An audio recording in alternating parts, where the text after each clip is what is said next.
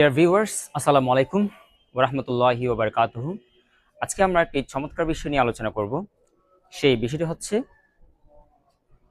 ওয়াজ অর্থ ছিল,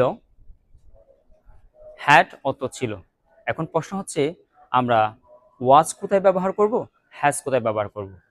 চলুন আমরা সেই বিষয়টি পরিষ্কার করার চেষ্টা করি। কোনো কিছু বা কোনো ব্যক্তি কেমন ছিল এমন অর্থে আমরা ওয়াজ ব্যবহার করতে পারি। ফর এক্সাম্পল, জায়গাটি সুন্দর ছিল, দ্য প্লেস ওয়াজ বিউটিফুল। সে ভালো ছিল, হি ওয়াজ গুড। সে অসুস্থ ছিল, শি ওয়াজ ইল। কারো অধীনে কোনো কিছু ছিল এমন অর্থে আমরা হ্যাড ব্যবহার করতে পারি। ফর এক্সাম্পল, আমার একটি গাড়ি ছিল, I had a car.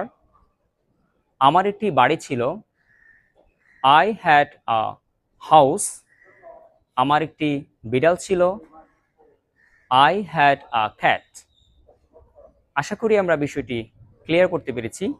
Had এবং ওয়াজ আমরা কোন সিচুয়েশনে ব্যবহার করতে পারি।